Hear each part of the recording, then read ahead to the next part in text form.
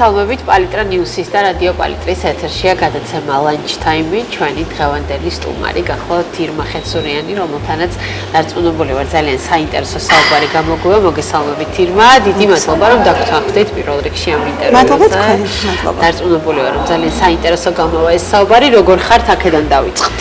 კარგად ვემზადებით და ნელ-ნელა მოვდივარ ფიზიკურ სტაბილურ მდგომარეობაში, იმიტომ რომ ბევრი პრობლემები მქონდა ჯანმრთელობის და ეხლა ნელ-ნელა უბრუნდები ფიზიკურ აქტივობებს. ძალიან მნიშვნელოვანია ეს. როგორც წესი ამ ინტერვიუს ვიწყებთ ხოლმე ჩვენი რესპონდენტების ბავშვობაზე საუბრით, იმიტომ რომ რაღაცნაირად ყველა აღნიშნავს, რომ თითქოს ყველაზე ლაღი, ყველაზე უდარდელი და ფერადი ეტაპია მათი ცხოვრების. აი თქვენ შემთხვევაში, როცა იხსენებთ იმ წლებს, ყველაზე მძაფრი მოგონებები, აი პირველი რა მოდის თავში? ნახე, ჩემი ბავშვობა აფხაზეთს უკავშირდება და ყოველთვის ვამბობ, რომ ეს ისეთი წლებია, რომლებიც ბოლომდე ვერ შევირგე. რუსეთ საქართველოს ომის შემდგომ იძულებულები გავხდით, რომ დაგვეტოვებინა ჩემი ყველაზე ლამაზი მხარე და გადმოსულიყავით ისევ საქართველოში, თუმცა მაინც უცხო იყო ეს მხარე ჩვენთვის და რაღაცნაირად იმ პერიოდში ხალხმაც ვერ მიგვიღო კარგად ისე როგორც უნდა ყოფილიყო. აი შენი ქვეყნის მოქალაქე, შენი ქვეყნის წარმომადგენელი, ნუ განსაცდელში ომის შემდგომ, თუმცა პრინციპში ვთვლი, რომ მაშინ უჭირდა მთელ საქართველოს, ძალიან უჭირდა და ამ გადმოსახედიდან ვერაფრით ვერ ვცხოვრობ რაღაცნაირად ვერაფერს და არც გაბრაზება არ მოიცავს ხოლმე ჩემს მთელს ხელს. მაშინ ბავშვი ვიყავი და რა თქმა უნდა ძალიან მძაფრად განვიცდიდი იმას, რომ ყველაფერი დავკარგეთ და ნულიდან ვიწყებდით საერთოდ ცხოვრებას. ჩემი მშობლებისთვის როგორი რთული იყო წარმოდგენა, მაგრამ მე მაინც ბავშვი მაინც იმ წლებს შევნატრე, რომელიც ომის შემდგომ პატარა კურორტ წყალტუბოში გავატარე და იმდენად ტკბილია იქორი ბავშვობა და ისეთი მართლაღია მიუხედავად ყველა გაჭირვებისა, ყველა სირთულისა, ყველა დაძაბული მომენტებისა, იმისა რომ არ გქონდა ელემენტარული საარსებო არ გქონდა და ვცხოვრობდით, რა ვიცი, 10 კაცი ერთ ოთახში და შესაბამისად ძალიან რთული იყო ამის აღქმა, მაგრამ ბავშვობა, სიყვარული, ურთიერთობა, აი მაშინ ტელეფონებზე დამოკიდებულება არ იყო დიდად და სხვა ურთიერთობები იყო და სხვანაირად ვერთობოდით ის თაობა და ვთვლი რომ ხოლმე მენატრება ხოლმე ძალიან და ვისურვებდი რომ მიუხედავად მძიმე ეპოქისა დაუბრუნებულიყავი, ზოგჯერ მაინც აი ყოფილიყავს ესე მე ბავშვობაზე ვერ დაიბრუნებ, თუმცა ჩემს გონებაში სულ ტრიალებს და სულ ტკბილად მახსენდება ხოლმე. კი. აი პატარა ასაკის მიუხედავად აღიქვით ომის სიმძაფრე, რომ ამ ხელმოვლენა ხდებოდა, რომ ასეთი გარდამტეხი იყო ეს ყველაფერი ჩვენი ქვეყნის. აი ამას რამდენად აღიქვამდით? ხშირად ვამბობ ხოლმე, რომ ბავშვობა ვერ გავიარე, უცებ გავდიდდი და უცებ მომიწია რაღაც პრობლემებზე ითვალებში ჩახედო და რომ გითხრა ამის მძაფრად უცებ გავიაზრე, არა, 7 წლის ვიყავი და 8 გავხდი უკვე წყალტუბოში და სკოლაში რომ დავიწყე სიარული მეტი სიმძაფრით მაშინ შევიგრძენი. რაღაც ნელ-ნელა ეტაპობრივად ესე უცებ არ მომხდარა ნამდვილად, თუმცა საშიშროებას ვგრძნობდი რა, რაღაცნაირად ჩვეულებრივი ესეთი შიში გაქვს, რომ დედას უყურებ ყოველღამეც რამით არის აუცილებელი. აი კითხვას ვერ სვავ დედა რა გატირებს, იმიტომ რომ შეიძლება ვერც აგიხსნას ამ მომენტში ამ ასაკში კი როგორ არა მეუბნებოდა რომ აი ამის და გამო, მაგრამ მე მაინც ვერ ვიაზრებდი კარგად. თუმცა შინაგანი დაძაბულობა იმისა რომ რაღაც დიდი დავკარგეთ და საერთოდ სიცარიელი იყო და მე უცებ ნელ-ნელა დავიწყოთ იმაზე მუშაობა და შრომა იმისთვის რომ მშიერი არ ყოფილიყავით და არ შეგვცივნოდა და გადახურული გქონდა.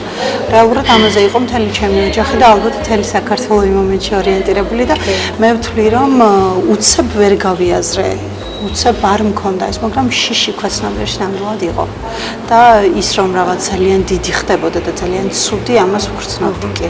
და აი ამან შემდგომ წლებზე ხო არ იქონია გავლენა აი ამ თუნდაც შიშმა, რომელიც პატარა ასაკში განიცადეთ? შეიძლება იცი არ გამოვრიცხავ, მაგრამ მე ვარ ადამიანი, რომელიც ზოგადად ყველა პრობლემას თვალებში ვუყურებ, მირჩევნია და ისე მირჩენია რომ გავიარო პრობლემასთან ერთად ეს გზა. პრინციპში მე ვთვლი რომ ყველა ის ცუდი მომენტი ჩემს ცხოვრებაში და ყველა ის სიმძიმე რაც გამოვიარეთ დაბრკოლება საჭირო იყო ჩემი ადამიანობისთვის, იმიტომ რომ დღეს რა ადამიანიც ვარ, არც ერთი წამით არ ვნანობ რა გზაც გავიარე და რეალურად მილიონი შეცდომა იყო ამ გზაზე, მაგრამ ვთვლი რომ ეს შეცდომები სწორედ იმისთვის იყო რომ მე მისწავლა და მე უფრო გავძლიერებულიყავი და ხო, მე ჩემი თავი ამოვიცანი რთულ ძალიან მძიმე ბნელ სიტუაციებში და ეს ყველაზე კარგია და თან ძალიან ადრეულ ასაკში. ირმა, აი ახსენეთ, რომ არ გაურბიხართ პრობლემებს, ხო და ყოველთვის გირჩევნიათ, რომ ესე პირისპირ შეხვდეთ. ეს დრომ და გამოცდილება მოიტანა, თუ თავიდანვე იყო თქვენში, რომ რაღაცნაირად გირჩევნიათ, მიიღოთ ის რეალობა და თუნდაც პრობლემური, ვიდრე გაექცეთ. ზოგადად სტაბილური ადამიანი ვარ, ანუ სიახლეების ცოტა მეშინია ხოლმე რა. მაგრამ რაც შეეხება პრობლემებს, ალბათ ბავშვობიდან ვიყავი, თუ არ იყო პრობლემა, ვიქნები ხოლმე. იყო ეს მომენტიც კი ჩემს ცხოვრებაში.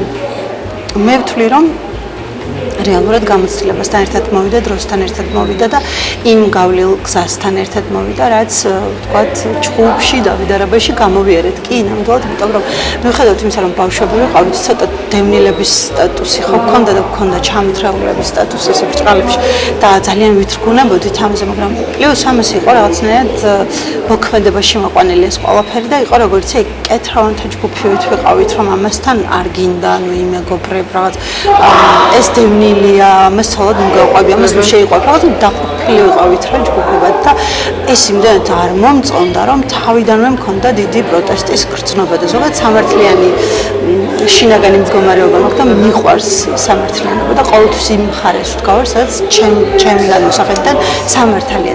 რეალურად მაშინაც ბავშვობაში ხო თუ ვინმე ჩემს ხორითოდნო მაინც დაუცველად იგრძნობდა თავს, ან შეურაცხყოფილად ვიღაცისგან ყოველთვის ვიბრძოდი მათთვის და მე ვთვლი რომ ხო აი რაღაცნაირად რომც არ ყოფილიყო ჩემს ცხოვრებაში, მიუხედავად იმისა რომ ბევრი იყო, რომ არ იყოს ეხლა რაღაც გამოწვევა ამ პრობლემა ჩემს ცხოვრებაში, შეიძლება თვითონ შევქმნა, იმიტომ რომ უინტერესოა მე რა ყველაფერი. მაგრამ ეს ყველაფერი შინაგანი მდგომარეობა ნელ-ნელა რა თქმა უნდა წლებთან ერთად და გამოცდილებასთან ერთად იხვეწება და რა თქმა უნდა უფრო ძლიერდები ამ საკითხში. ხო, ანუ გაძლიერებთ პირიქით ეს ყველაფერი, ვიდრე თრგუნავთ. კი, რა თქმა უნდა ვიხლები და არ არის მომენტი, რომ ეს მე ძალიან ესეთი გოგო ვარ, ყოველ დღე პრობლემებს ვეძებ, არა, ნამდვილად არა. მეც ვაძლევ საკუთარ თავს მოდუნების საშუალებას, ვაძლევ საკუთარ თავს იყოს სუსტი, იყოს ქალური და ასე შემდეგ. თუმცა შემდეგ ვდგები დილით ისე და ვაგრძელებ ჩვეულებრივ ცხოვრებას, ასე რომ კი, გაძლიერებს მე. გაძლიერებს. ირმა, რამდენად იყო თქვენ ცხოვრებაში მოვლენები? შეიძლება ერთი არ იყო და რამდენიმე იყო და როგორც წესი არის ხოლმე ეს, რომელმაც განსაკუთრებული გავლენა მოახდინა თქვენზე. ან შეგცვალათ, ან სხვანაირად დაგაფიქრათ, ან რაღაცა გარდამტეხი ეტაპი მოიყვანა. აი ესეთი მოვლენები რამდენად ხშირია? ნუ მოვლენები ხშირია რა თქმა უნდა და თუნდაც ელემენტარული ყოველდღიურად ხდება ხოლმე. მაგრამ ჩემს ცხოვრებაში გარდამტეხი ეტაპი რა თქმა უნდა ბევრი იყო. თუმცა ყველა სხვადასხვა სახელით არსებობს ჩემს ცხოვრებაში. ბავშვობის შემდეგ იყო ჩემი ფიზიკური მდგომარეობის ცვლილება, რომელმაც გამოიწვია საერთოდ ჩემი ცხოვრების აი 360 გრადუსით არის დატრიალება. და აი ისევ იგივე ადგილს რომ დავუბრუნდეთ, ძალიან რთული იყო ამ გზის გავლა და ვთვლი რომ ეს გზაც საჭირო იყო, ალბათ ჩემი გასავლელი იყო, მე უნდა გამოვიდე და გავიარე კიდევაც მიუხედავად იმისა, რომ ძალიან დიდი დეპრესიები იყო, ძალიან დიდი ბრძოლები იყო, შინაგანი ჭიდილი იყო სერიოზული, მძიმეა, ამას ნუ დეტალებში თუ ჩაუღრმავდებით, ალბათ ყველა ადამიანმა იცის და აქვს მომენტი, როდესაც შეიძლება საერთოდ არ იყოს ფიზიკური შეზღუდვა და რაღაც სხვა გარდამტეხი ხდებოდა თავიანთ ცხოვრებაში. მე ვთვლი რომ ჩემს ცხოვრებაში პირველი გარდამტეხი იყო ბავშვობის დაკარგვა, რომელიც ვერ გავიარე იქ, სადაც საჭირო იყო და ვერ აღვიზარდე იქ, სადაც საჭირო იყო ჩემს კუთხეში, აფხაზეთში.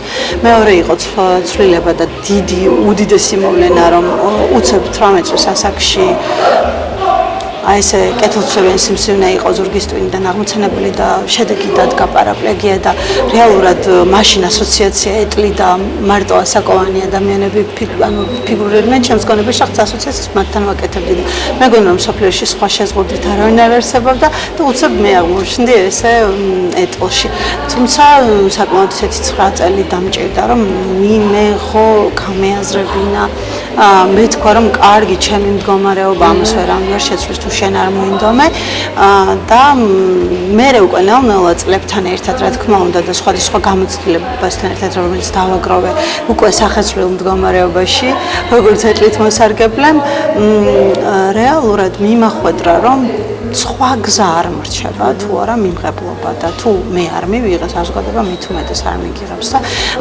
მე თუ პრეტენზია მქონდა იმასთან რომ აი სოციუმი ხელს მათითებს და აი სოციუმი სულ თვალს მაყოლებს და აი სოციუმისთვის მხოლოდ ქველმოქმედების ობიექტი ეს მხოლოდ სოციუმის ბრალი არ იყო იმ მომენტში ალბათ მეც ფიქრობდი რომ თუ მე არ შევიყვარე ჩემი თავი ისეთი როგორც მყავს დღეს და არ მივიღე ის მოცემულობა მდგომარეობა ფიზიკური შეზღუდვა რაც ვთქვათ მომეცა დღეისთვის რეალურად არც სხვა საერთოდ არ აინტერესებს ეს შენი პრობლემები და ამიტომ ხო გარდამტეხი მომენტი იყო ერთხელ წავედი სარეაბილიტაციო ცენტრში და აი საერთოდ შოკი მივიღე იმიტომ რომ უამრავი ადამიანი ვნახე ეტლით მოსარგებლეთ სხვა შეზღუდვით და მაშინ მივხვდი რომ რაღაც სხვა უნდა მოხდეს ჩემთან და დავიწყე საკუთარ თავზე მუშაობა და რეალურად დიდი ცვლილებები მაშინ განხორციელდა შინაგან მდგომარეობაში მე მაინც ვთვლი რომ ტრიგერი მაინც დედაჩემი იყო აი პირველი ვინც მომცა იმის ბიძგი რომ აი სახეზე არ იღიმოდა არასდროს რა მდგომარეობა რომ შემეცვალა და რეალურად ჩემი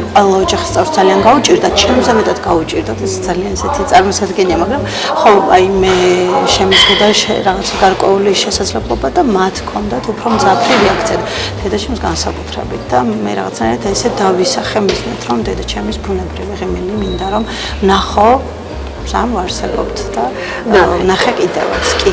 აი ზოგადად ესეთ რთულ ეტაპებზე საკუთარ თავში პოულობთ ხოლმე ძალას გადასალახად თუ გჭირდებათ ამ დროს ადამიანი ან ადამიანები ვისაც გაუზიარებთ ამ ყველაფერს და ვინც დაგეხმარებათ. იცი რა საბედნიეროდ მე მყავს ძალიან კარგი მეგობრები, ძალიან კარგი ოჯახი ისეთი სიტუაცია მაქვს რომ აი მარტო ყველაფრის გავლა არ მიწევს რეალურად, მაგრამ ყოფილა პროცესი რომელიც ყველას დახმარების გარეშე გამევლია და გავივლი კიდევაც იმიტომ რომ აუცილებელია საკუთარ თავთან მარტო იყო რაღაც სხვა გამოწვევების და პრობლემების წინაშე რომ დამოუკიდებლად შეძლო ამის რაღაცნაირად მოგვარება გადალახვა და ასე შემდეგ მე ვთვლი რომ ბევრი მსგავსი პრობლემა რაც ყოფილა ჩემს ცხოვრებაში მარტოც გამევლია მომგვარებია და ეს პირიქით ჩემთვის მე ესე მithქვამს რომ რა კარგი პროცესი ყოფილა ბევრი რამე ვისწავლე საკუთარ თავზე ბევრი რამე გავიაზრე თურმე ირგვლივ ვინ რა არის როგორ იქცევა რატომ ასე და რატომ სხვანაირად არ ხდება მე რას ვიტყვი იცი აი თუ გჭირდება ადამიანი, ვისაც ამის გაუზიარება აუცილებელია ეს და უნდა გაუზიარო და თუ ფიქრობ რომ შენ მარტო გადალახავ ამას თუ ეს რაღაც ფსიქოლოგიურად სხვა პრობლემებში არ ხარ პროფესიონალი არ გჭირდება მარტოც გავუკვირდები იცი ისე კარგად გავუკვირდები გაგიკვირდება ბოლოს რომ აი უცებ და ვა ყველაფერი გამოვიდა და არ ელოდებოდი და უცებ პრობლემა უკან დარჩა და ახალ პრობლემას ელოდები ადამიანში შემსტარ ხართ? ბევრჯერ. მიუხედავად იმისა, რომ ძალიან კარგი ინტუიცია მაქვს, ძალიან კარგად ვხედავ და ხშირად მეუბნებიან ხოლმე, რომ რენტგენზე ატარებ ხოლმე და ბუნებრივად ხდება, არ მაქვს რაღაც ჩაკვირვების სურვილები. უბრალოდ ვხედავ და ნუ რაღაც დეტალებში ვიცი და დეტალებში არის საშუალება და იქ ვხედავ ხოლმე პლუს მინუსებს, მაგრამ მაინც შემსტარ ვარ თუმცა არა სულოვურად რა, იმიტომ კი არა რომ რაღაცნაირად არ ვიცოდი პირიქით, იმიტომ რომ ძალიან კარგად ვიცოდი, უბრალოდ ვეცადე რაღაც ხო. საქმეც აქ არის და მე ვთვლი რომ შანსი აუცილებელია. რა იცი, როდის მოაბრუნებ ადამიანს უკან, შენსკენ და ასე შემდეგ სწორ გზაზე. ნამდვილად. სპორტი როდის შემოვიდა ესეთი დიდი დოზით თქვენს ცხოვრებაში? სპორტი უკვე ასაკში. არა, ასაკში ძალიან კარგი ასაკი იყო, თუმცა სპორტისთვის იყო ცოტა დაგვიანებული ასაკი, მაგრამ ჩვენთან პარასპორტში ზოგადად შეზღუდვა არ აქვს ასაკობრივი და 27 წლის ასაკში ესე დავიწყე ჩემი ფარიკაობა, პარაფარიკაობა, რომელმაც საერთოდ სხვა ადამიანად უკვე მაქცია. მანამდე აი სხვა უფრო პატარა ასაკში არ მქონდა სხვა მიზნები, სხვა იდეები, ვაპირებდი სხვა რაღაც სიარული იყო ძირითადი მიზანი ჩვენი, აი გავლობ ეხსა და ეს რო არ მოხდა რაღაცნაირად ეტაპობრივად, მე მივხვდი რომ ამაზრზე არ უნდა რაღაც ჩაიციკლო და ჩაიჭიდო ისე რომ აღარ გაუშვა არასდროს და საბოლოო ჯამში მე ძალიან დავიხუთე, აი ძალიან სიცარიელე მქონდა შიგნით და აი მე ვთვლი რომ რაღაც სულიერ სიღარიბე შემოეპარა და მე ვფიქრობდი რაღაც სასწრაფოდ მჭირდება სხვა და უცებ გამოჩნდა მე ჩემს ცხოვრებაში ეს ზარი გადამწყვეტი, რომელმაც მითხრა რომ აი გვჭირდები პარალიმპიურ კომიტეტში, საქართველოს პარალიმპიურ კომიტეტში ოფის მანეჯერად და მეთქი რატომაც არა ორი ენა ვიცი, აბა დოკუმენტებს კაცო გავარკვევ და რაღაცნაირად უცებ დავთანხმდი და უცებ წამოვედი თბილისში, ეს დაახლოებით 13 წელს მოხდა და 2014-ში უკვე შევუერთდი პარაფარიკაობას ძალიან ჩაოლებრად უცებ მოხდა და ჩაოლებრად უჩვეულოდ მოხდა. ეძებდნენ სპორტსმენებს, მე ამ დროს ვიყავი ადამიანი, რომელიც უნდა დახმარებოდა სპორტსმენებს მოძებნაში და მე აღმოჩნდი ერთ-ერთი სპორტსმენი. უბრალოდ ჩემმა და მეგობარმა მთხოვა მაშინ ჩემი ვიცე-პრეზიდენტი იყო პარალიმპიური კომიტეტის და მაშინ მითხრა რომ მეძებნო რა სპორტსმენებსო და ახალგაზრდა ხარო ჯერ და რატომაც არაო და მე ცოტა მანე და საბოლოო ჯამში სავარაუდოდ ქოცნობიერში იყო ის რომ მინდა, იმიტომ რომ თუ რამე კარგ შედეგს დავდებ და სავარაუდოდ არ ვფიქრობდი იმ მომენტში რომ საერთოდ შედეგს დავდებდი შემეძლო ყოფილიყავი ჩემი თემის ხმა, შემეძლო რაღაც საქმით დამემტკიცებინა და შემეძლო უბრალოდ სოციუმში სხვა სტერეოტიპები ჩამომემსხვრია და ეს ძალიან დიდი განაცხადი იქნებოდა ჩემი მხრიდან და მაშინ ეს მისია მქონდა რაღაცნაირად უფრო ქვეცნობიერში. მე იმდენად შევედი ამ პროფესიონალურ სპორტში რომ რა ვიცი, აი სერიოზულად გარდა იმისა რომ ადვოკატირება გვიწევს გარეთ ჩვენი უფლებების და გარდა იმისა რომ ხო ცნობიერებას რაღაცნაირად ვამაღლებთ საზოგადოებაში, თუ კი 10 წლის უკან ვიღაც ვეცოდებოდა, დღეს უკვე ამაყობს უკვე ესრულება არის რაღაცნაირად ყველაზე დიდი მიღწეული ნაბიჯები, გამარჯვებები ჩემს ცხოვრებაში, მედლებს ზოგადად ხო ალბათ ბონუსად აღვიქვავ თორე რეალურად ჩემი გამარჯვება ფარიკაობის შემდეგ, აი ფარიკაობაში მოსვლის შემდეგ არის ის რომ რაღაცნაირად ჩემ თემს შემიძლია ვეიმედებოდე და სტიმული ხარ წვერი ადამიანი და ხო ვუთხრა რომ აი აქ არ მთავრდება საბურავებთან ყველაფერი და პირიქით ახალი ცხოვრება იწყება და მე რა რომ ჩვენ აგვირჩია ცხოვრებამ ესეთი რთული გზისთვის სხვა გზა არ აქვს. კი, ნამდვილად. და დაცემის უფლებაც უშუალოდ ვეცემი და ვდგები კიდევაც, სულ დაცემული არ უნდა ვიყოთ ხა რომ წამოვდგეთ და წამოგმონა ვიცოდეთ ცხოვრებაში ყოველთვის. კი. აი ახლა წარმატების მისაღწევად ყველაფრისთვის მზად ხართ, ანუ ეს არის მთავარი მიზანი ახლა თქვენი ცხოვრების? ცოტა უცნაურად ჭირს, მაგრამ მე ვთვლი რომ ჩემი წარმატება უკვე მოვიდა ჩემს ცხოვრებაში.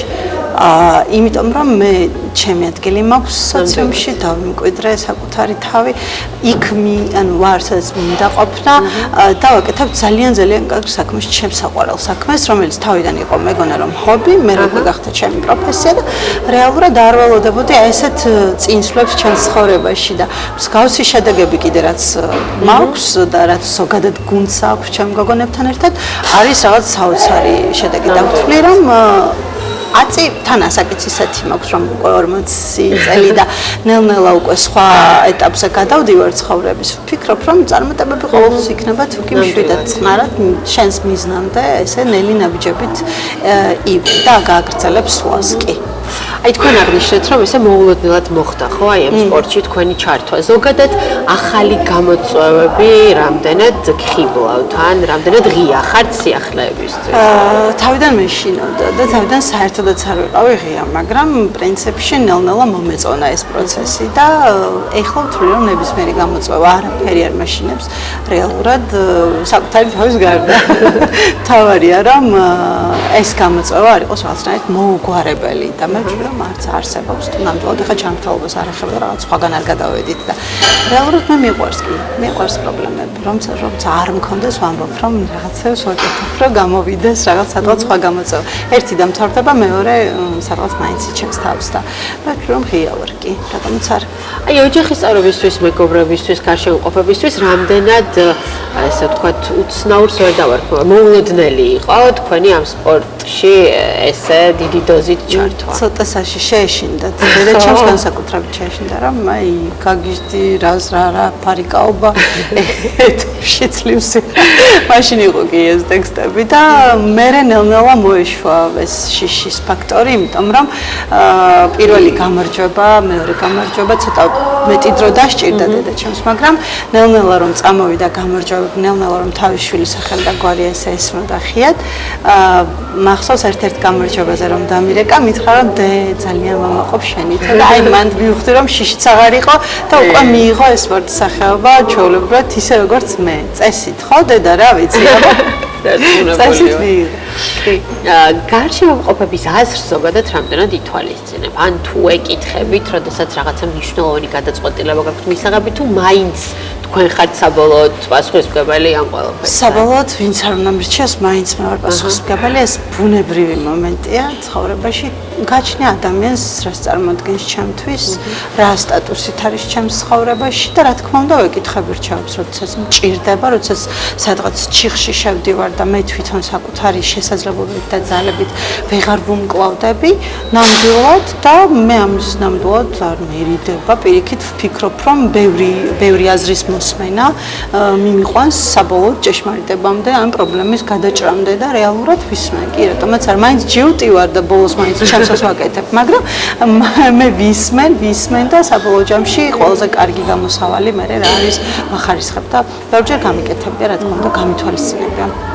მაგრამ ხშირ შემთხვევაში მაინც ჩემი თავის იმედზე ვარ, პასუხისმგებლობა მაინც ზედმეტი მე მაქვს, მე მაკისრია და ჩემს გაფუჭებულს მევე ვასწორებ მერე კი. კრიტიკაზე როგორ რეაგირებთ ხოლმე? იყო რომ მძაფრად მქონდა კი რეაქციები და რაღაც გული მწყდებოდა და რაღაც, მაგრამ ახლა მივხვდი რომ კრიტიკა საჭიროა, რომ არ მოგადუნოს, არ მოდუნდე რა. ნუ ახლა კრიტიკა გააჩნია იქ შეურაცხყოფებს, მაგრამ იმას უკვე აღარ ვაქცევ ყურადღებას, ეს ჩემთვის დიდად მნიშვნელოვანი არ არის, მაგრამ ვთვლი რომ კრიტიკა არის ერთ-ერთი ყველაზე კარგი საშუალება გაიზარდო.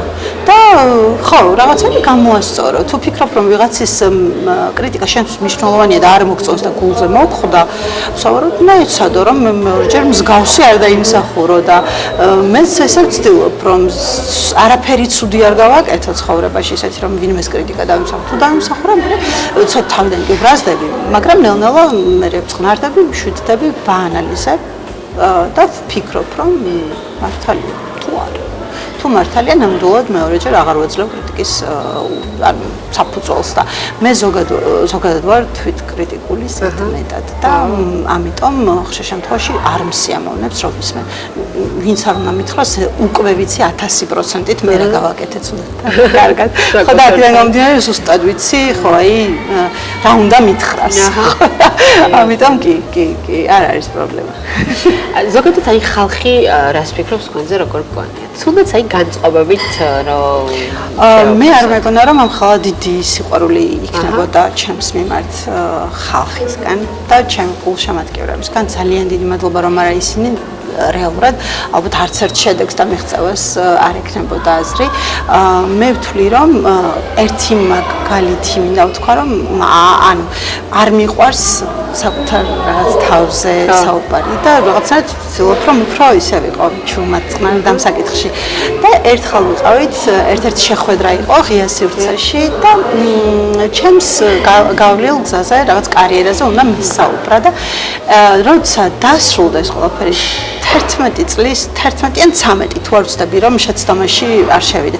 ან 11 იყო ან 13 გოგონა მოვიდა როგორ მახსოვს რომ ეს თავზე წერდა დასაბრალით და ძალიან გამხდარი და ჩამეხუტა და მითხრა რომ მე ვერთი კითხვა მექნებაო თქვენთანო და მეთქი მითხარი არ არის პრობლემა. თქვენ თუ იცით რომ რა თვისებების გამო უყვარხართ ესე ძალიან ხალხსა და აი გავჩერდი ანუ მართლა არ ვიცოდი რა მეპასუხა და ერთადერთი რაც ვთქვი არ ვიცი მეთქი ხა მარტო მიღწევებს ვერ დავაბრალებ იმაგას თქო და აიო ძალიან გულწრფელი ადამიანი რომ ხარცო.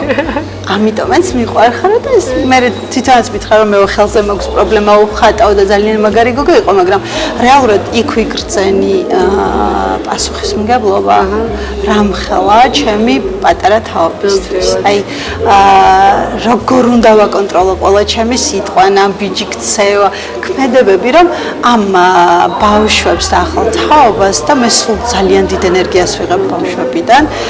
არ მივცა რაღაცნაირად მცდარი აზრის საშუალება, ან რაღაც არასწორი ფიქრის საშუალება. პირიქით, მე ალბათ ხომ მათთვის ვცდილობ რომ ვიყო რაღაცნაირად ერთიანად ინსპირაციის წყარო.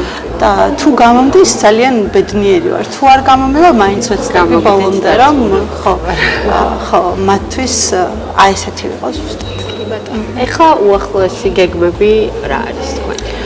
ჩვენ ვემზადებით ძალიან მკაც რეჟიმში, ეხლა პრინციპში, იმიტომ რომ გვიწევს ყველა მსოფლიოს მნიშვნელოვანი, ეხლა გვიწევს ბუდაპეშტი მარტის 19-22 და მსოფლიო თასია და შევეცდებით როგორც ინდივიდუალურში, ასევე გუნდური გვაქვს რაპირა, აუცილებლად კარგად ვიასპარეზოთ და ყველა შეჯიბრი იმ მხრივ მithვას ეხლა ნელ-ნელა რაღაცნაირად ჯერ კი ვარ სპორტის ეს აქტიური ათლეტი, მაგრამ ნელ-ნელა ვეუფლებ უკვე მწვრთნელობას და აი ისეთი შეგრძნებები მაქვს, რომ ყველა შეჯიბრი მაინც არის მნიშვნელოვანი, იქიდან გამომდინარე, რომ ჩვენი ქვეყანა კარგად წარმოვაჩინოთ და აი ჩვენი ქვეყანა ამ ხელა ასპარეზზე ყოველთვის ღირსეულად წარვადგინოთ და ეს ძალიან მნიშვნელოვანი მისიაა და ჩვენ გოგონები, ჩვენი დიდი გუნდით ვცდილობთ, რომ ამ ყველაფერს არ მოვდუნდეთ, იმიტომ რომ კარგი შედეგები გვაქვს და ვერ ვიტყვი რომ სუდად მივიდეს საქმე, გადასარევად მიდის ყველაფერი და ყველაზე დიდი მადლობა იმ ხალხს, ვინც არ ჩანს რაღაცნაირად და ჩვენს უკან ძალიან დიდ ჯაჭვს და ძალას ქმნიან და მართლა ჩვენს ჯანმრთელობაზე და ჩვენს ფიზიკურ თუ მენტალურ ჯანმრთელობაზე სრულნავენ, ასე რომ ხო, რა ვიცი. ჩვენიერია, წარმატებას გისურვებთ. ძალიან დიდი მადლობა ესეთი საინტერესო, ესეთი გულახდილი საუბრისთვის. ნამდვილად ძალიან საინტერესო ინტერვიუ გამოგვივიდა და მადლობა თქვენ რომ იყავით ჩვენი სტუმარი. მადლობა ჩვენს მაყურებელს, ვინც დაგვითმოთ რომ დაიყო ჩვენთან ერთად.